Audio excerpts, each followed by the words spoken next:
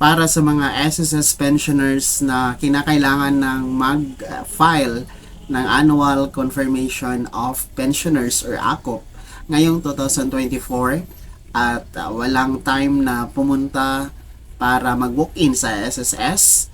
Magandang balita dahil pwede na kayong mag-file ng inyong ACOP through online mga ka-vlogs. So ito po yung ituturo ko sa inyo step by step ano-ano ang mga requirements at kung paano kayo mag-file ng inyong ACOP sa pamamagitan ng online application.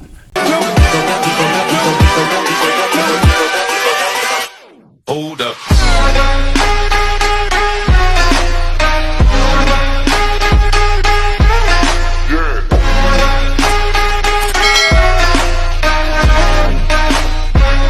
Hello mga ka-vlogs! Saan ka mang dako sa mundo? Welcome dito sa aking YouTube channel. And kung bago ka pa lang dito at nais mo ang mga informative content na andito sa aking YouTube channel, ay maaari nyo pong i-click ang ating subscribe button pagkatapos mong mapanood ang video na ito at maaari kayong maging miyembro dito sa aking YouTube channel sa pamamagitan po ng pag-click ng join button na nasa baba. Mamili kayo ng mga perks na gusto nyo na andyan mga ka-vlogs.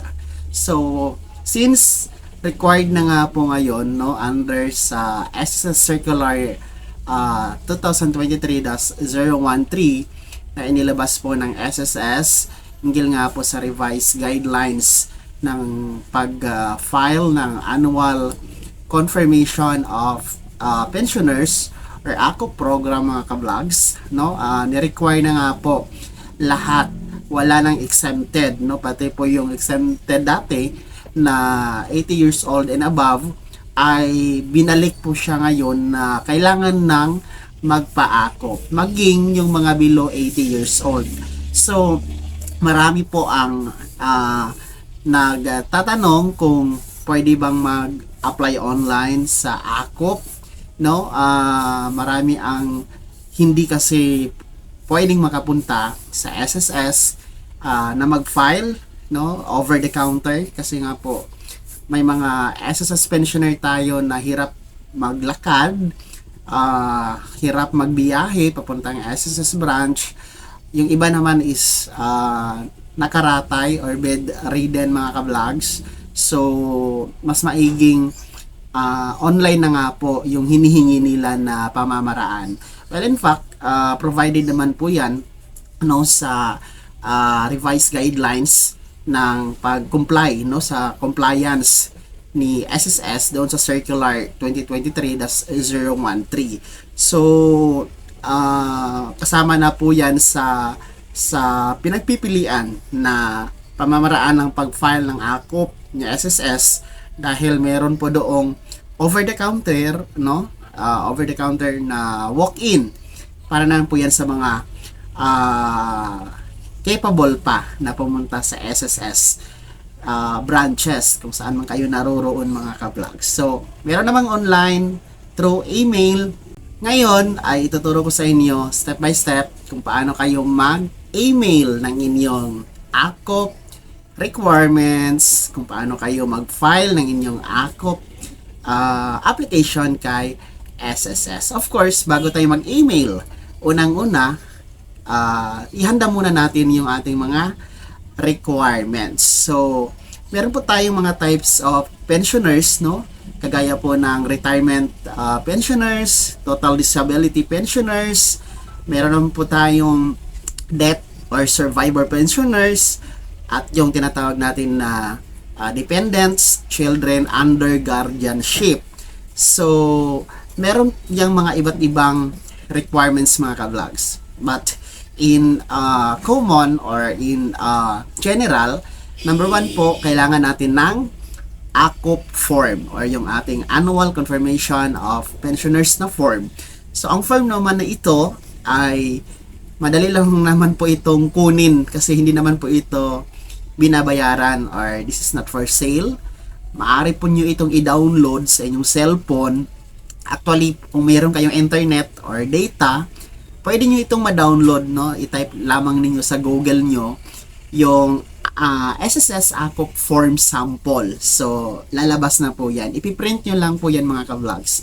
Ang akop na form ay meron po yung dalawang pahina, and dapat fill upan niyo po yan, and make sure na tama po yung mga information na inyong nilagay dyan, lalong lalo pa yung mga spelling, yung birthday, no, yung personal information ng pensioner, pati ng mga dependents, no, kailangan tama, correct po mga ka-vlogs. So unang-una po yun na requirements ng ating akop na form. So pangalawa po ay kailangan po ng PSA birth certificate.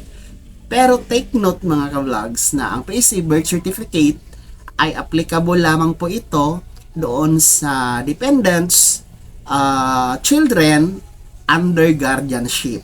So doon lang po ito papasok, or doon lang po ito kailangan yung PSA birth certificate. Kung kayo ay nasa retirement pensioners, total disability pensioners, or death or survivor pensioners, hindi nyo na kailangan itong PSA birth certificate mga ka-vlogs. And kasunod na requirements ay ang one valid ID. So one primary government issued ID. So para naman sa mga hindi pa nakakaalam kung ano yung mga primary IDs dito sa Pilipinas na tinatanggap naman po ni SSS, ito po yung postal ID, SSS UMID ID, driver's license, Siemens handbook, no, PRC license, passport. Yan po yung mga primary government issued ID mga ka-vlog. So isa lang po.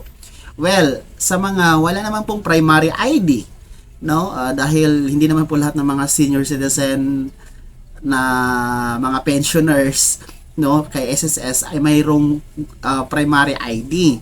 So kung wala kayong mga ganon na primary ID, po pwede naman po yung secondary ID. Kaya lang po dalawa ang kailangan kung secondary ID. So ano-ano po ba yung mga secondary ID na sinasabi po natin? So kagaya po ng PhilHealth ID, TIN ID, NBI clearance, police clearance, barangay ID, no, pag-ibig ID, no, yan po yung mga secondary ID, dalawa po, no, since secondary ID po. And take note mga ka-vlogs, no, doon sa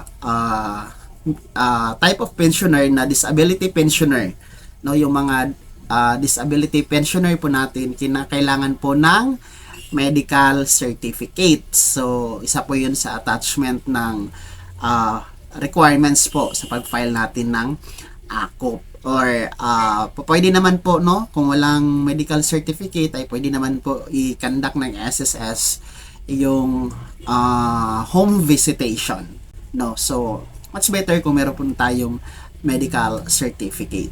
So ngayon, kung kumpleto na po ang ating requirements, ay maaari na po natin itong i-email kay SSS. So take note mga ka-vlogs na iba-ibang email address po ang ating gagamitin, kasi po ang SSS ay meron pong mga iba't ibang branches per region. So ngayon, ituturo ko sa inyo kung paano nyo po makuha ang tamang email address ni SSS na andyan sa inyong region kung saan kayong malapit na branches. So narito mga ka-vlogs. Punta tayo sa directory ni SSS. Ang gagawin natin, punta tayo sa Google at i-type natin yung ito, SSS website. Then itong pinakauna, ayan, itong Social Security System, click natin yan. Then ito yung makikita niyo, scroll lang natin ng pababa. Ito, hanapin nyo po ito, branch directory, click natin. So pag click po natin ng branch directory, so ito yung makikita nyo, meron pong region and branch. So kung saang region kayo, ay click natin itong region. So kung saang region po kayo, ay piliin nyo na lang po. So halimbawa dito sa amin, Mindanao, yan. So, pag-click ng Mindanao, click natin itong branch. So, ito na yung lahat ng branch dito sa Mindanao. So, kung saan kayo sa Mindanao, halimbawa, Davao. Yan, Davao. So, ito na po yung address ng Davao, no? Davao SSS branch. And sa pinakababa, ito na po yung email address niya. So, davao@sss.gov.ph. So, ito po yung gagamitin nyo na email address kay SSS na mag-file kayo online through email ng inyong annual confirmation of pensioners, no, or ACOP. So, ganun lang siya mga ka-vlogs.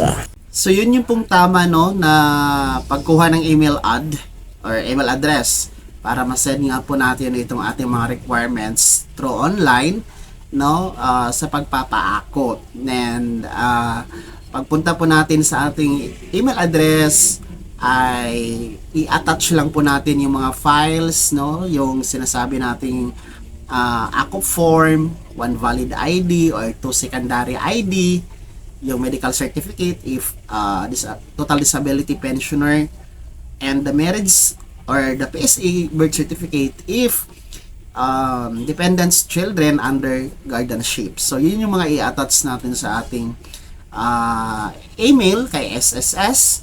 Then make sure yung subject po natin ay nakalagay po is ACOP compliance. Then i-dash lang po natin mga ka-vlogs yung full name nyo, paano po yung full name nyo. And then sa compose message naman po ay kayo na po ang bahala ang mag-compose ng mensahe niyo, no? Ang mga detalye lamang po regarding your SSS ACOP compliance, no, application. So ganun lang mga ka-vlogs. And then after nyo po mag-email kay SSS ay maghintay lamang po kayo ng within that week, no, within a week, no, sa reply ni SSS na okay na po yung application nyo ng ACOP through online, accept na po nila. So ganun lang kadali. For me naman, no, mas madali ang online, mas hindi ka na mamamasahe, hindi ka na mapapagod sa kakapila, hindi ka na mag-i-invest ng time and efforts kasi online lang naman mga ka-vlogs. But make sure na kompleto pa yung mga requirements, kung tama pa yung mga detalye, lalong-lalo na sa ACOP form yung mga nakalagay dyan mga ka-vlogs. So, para po yan sa mga SSS pensioner natin na ayaw nang pumunta kay SSS branch, no, dahil hirap nang maglakad, hirap nang magbiyahe, napapagod nang lumabas, yung mga nakaratay, may mga karamdaman, may mga sakit. Ayan, gawin nyo na lang po online yung pagpapaakop nyo mga ka-vlogs, no? Huwag na kayong pumunta kay SSS face to face or walk-in mga ka-vlogs. So, yun, sana'y naging gabay at nakatulong po ang video na to para sa mga nagsuggest, no, or nagtatanong na kung po pwede po bang mag-apply ng ACOP online, no, ngayong 2024. And bago ako magtapos sa video na to, no, ulitin ko na sa mga hindi pa nakakaalam na ang ACOP mga ka-vlogs ngayong 2024 ay may malaking pagbabago dahil noon exempted po yung mga 80 years old and above. Pero ngayon po na 2024 ay binalik po ni SSS na lahat po ng mga 80 years old and above na pensioners, maging yung mga below 80 years old, and then lahat ng mga nasa abroad na SSS pensioners, anuman ang edad, ayan binalik po na kailangan na, required na magpaakop, no, ngayong 2024. Actually ang palugit niyan is March 2024. So dahil kung hindi po updated ang inyong ACOP ay maari pong mahinto ang inyong pagtanggap ng buwan ng pensyon kay SSS. Pero kung mahinto naman po, no, maibalik naman po yan mga ka-vlogs after nyo nga po mag-comply ng inyong AKOP. So, sa mga hindi pa nakakaalam, no, kung paano or kailan mag-apply ng inyong AKOP, ayan, narito po ang schedule of compliance, no, para sa ating mga retirement pensioner at saka total disability pensioner, no, dapat kayong mag-comply ng inyong AKOP sa birth month, no, birth month ninyo, and then sa death or survivor pensioner naman po, kailangan magpa-AKOP, no, sa birth month ng namatay na miyembro ni SSS, and then doon naman sa mga dependent children under the guardianship, ay ang schedule naman po ng compliance ng AKOP ay sa birth month ng namatay na miyembro ni SSS. So, sana rin naging gabay ang video na to at kahit paano ay nabigyan kayo ng idea. Kung hindi ka pa nakasubscribe dito sa aking YouTube channel ay maaari nyo pong i-click ang ating subscribe button na nasa baba. Huwag niyong kaligtaan na i-turn on ang notification bell. Ilagay mo sa all para updated ka sa mga bagong videos na i-upload ko. And maaari mo rin i-like ang video na to. Kung meron ka pang mga katanungan ay maaari niyong i-komento sa comment section na nasa baba. And you can follow me sa aking official Facebook page na nasa screen niyo. Muli po ito si Daniel Timpawa na nagsasabing kung tunay kang kaibigan, please, pautang naman dyan.